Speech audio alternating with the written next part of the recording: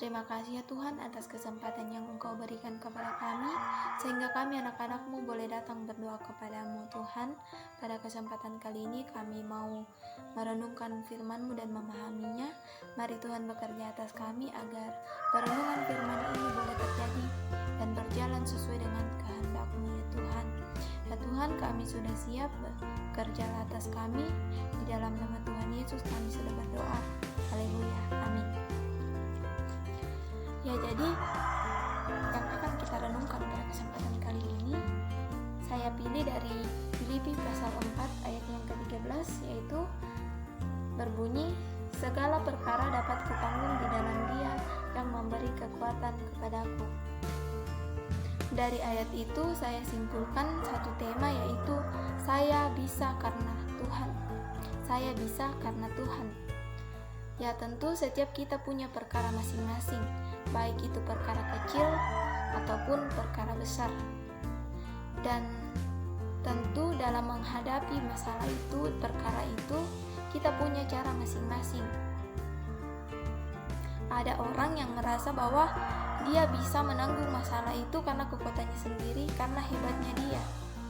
Dia merasa bahwa dia kuat karena memang dia diciptakan untuk kuat, tapi dia lupa tentang siapa yang memberi dia kekuatan itu. Dia hanya mengandalkan kekuatannya sendiri. Nah, namun ketika kita mau merenungkan ayat ini lebih jauh, maka yang akan kita temui adalah yang pertama, bahwa segala perkara dapat kutanggung.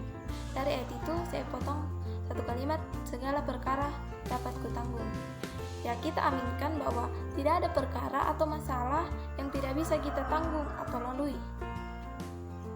Kita aminkan juga bahwa setiap masalah itu tidak melebihi kekuatan kita, karena Tuhanlah yang memberi kekuatan kepada kita.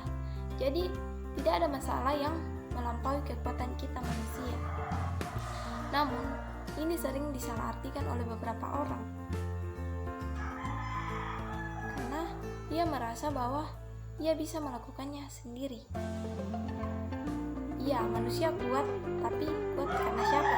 Kita akan renungkan nanti. Yang kedua yang dapat kita ambil dari penggalan ayat ini, yaitu di dalam Dia. Di dalam Dia. Nah, sangat jelas di sini bahwa kamu bisa menanggung masalah kamu ketika kamu berada di dalam Dia. Dia yang dimaksud di sini tidak lain adalah Tuhan Yesus. Firman Tuhan di dalam Dia berarti untuk menanggung masalah itu, untuk menanggung suatu perkara, kita harus hidup di dalam Yesus, di dalam Dia. Jadi ketika kamu mau menyelesaikan suatu perkara tetapi tidak mau menyerahkan perkara kamu itu ke dalam tangan Tuhan Yesus, maka saya yakin kamu tidak akan mampu, kamu tidak akan bisa. Karena firman Tuhan dengan jelas di sini mengatakan bahwa di dalam Dia, bukan di luar Dia. Hanya di dalam Yesus perkara itu boleh kamu selesaikan. Kemudian yang ketiga, yang memberi kekuatan kepadaku. Yang memberi kekuatan kepadaku.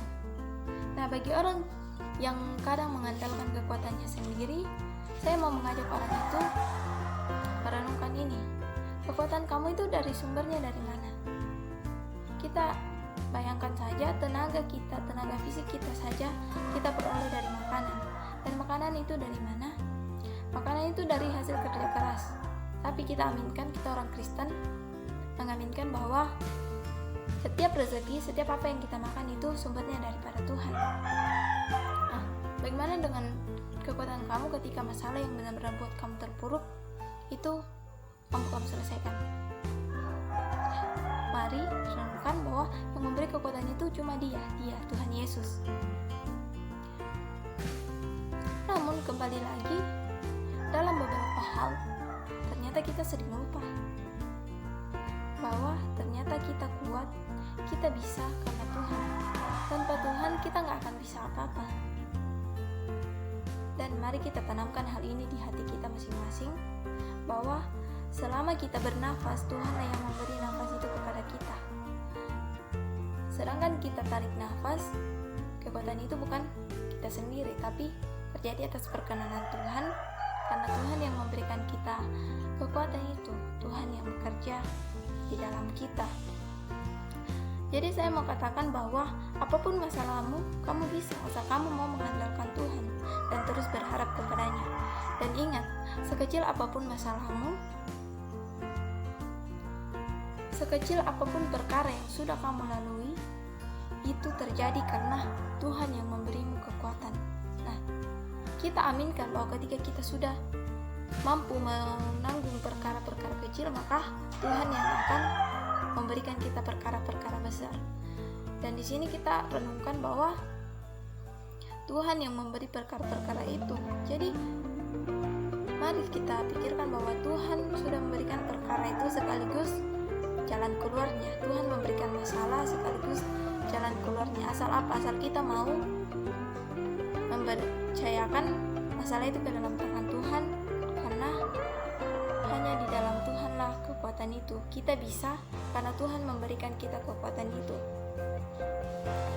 Dan mungkin ada yang bertanya, bagaimana agar saya merasakan kekuatan itu? Bagaimana agar saya bisa merasakan kekuatan, bahwa kekuatan saya ini dari Tuhan?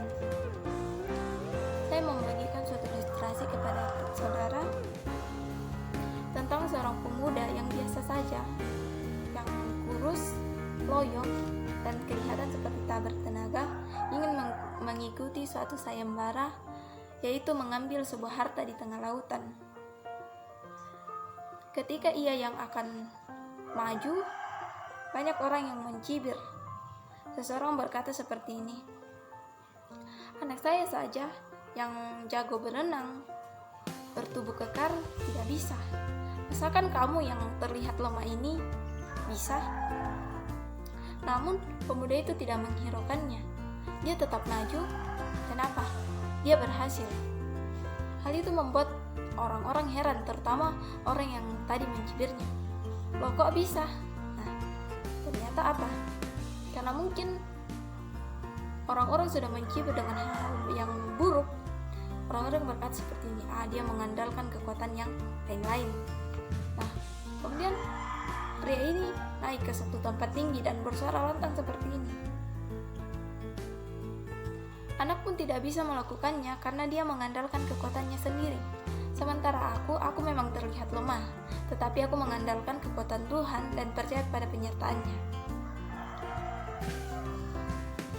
Ya, anak pemuda ini mengandalkan kekuatan Tuhan dan percaya atas penyertaan Tuhan. Nah, jadi mari belajar dari ilustrasi tersebut bahwa ketika kita mau melakukan sesuatu perkara, kita mau melalui suatu masalah kita, dalam setiap masalah itu akan ada banyak orang yang terus saja mau menjatuhkan kita dan membuat kita berlarut-larut dalam masalah itu. Dan ketika kamu terpengaruh, ketika kamu mengandalkan kekuatan kamu, maka saya yakin kamu tidak akan mampu. Kita kembali ke ilustrasi tadi. Seandainya pemuda itu yang mengandalkan kekuatan Tuhan tadi juga mengandalkan kekuatannya sendiri, maka saya yakin dia tidak akan maju. Kenapa? Ketika orang tadi mencibir bahwa anaknya yang bertubuh kekar, jago berenang, gak bisa. Ketika pemuda ini mengandalkan kekuatannya, kemudian melihat, iya benar, dia itu kuat, dia tuh kekar, dia jago berenang. Sementara saya ini, saya memang jago berenang, tapi fisik saya lemah. Saya kurus dan saya hanya seorang yang lemah. Maka saya yakin pemuda itu akan mundur. Tapi apa? Karena dia tidak mengandalkan kekuatannya, dia terus maju. Mari kita seperti pemuda itu. Kita tidak boleh mengandalkan kekuatan kita, karena kita akan terbawa oleh arus. Kita akan mudah terpengaruh ketika kita sudah membandingkan kekuatan kita dengan orang lain. Dan kita percaya bahwa sekalipun saya kuat, masih ada orang di atas saya. Namun ketika kita mengandalkan Tuhan, tidak ada lagi kekuatan yang melebihi kekuatan Tuhan. Ya, saya mau mengakhiri renungan ini dengan mengajak saudara, mari katakan dalam hati saudara dengan lantang, saya bisa karena Tuhan. Saya bisa karena Tuhan. Di luar Tuhan, saya bukan apa-apa. Saya tidak bisa menanggung satu perkara ketika saya tidak mengandalkan Tuhan. Saya bisa karena Tuhan. Di luar Tuhan saya bukan apa-apa. Dan mari tanyakan juga kepada hati saudara, apakah ketika saya jauh dan hidup di luar Tuhan, mampukah saya menghadapi setiap perkara yang ada?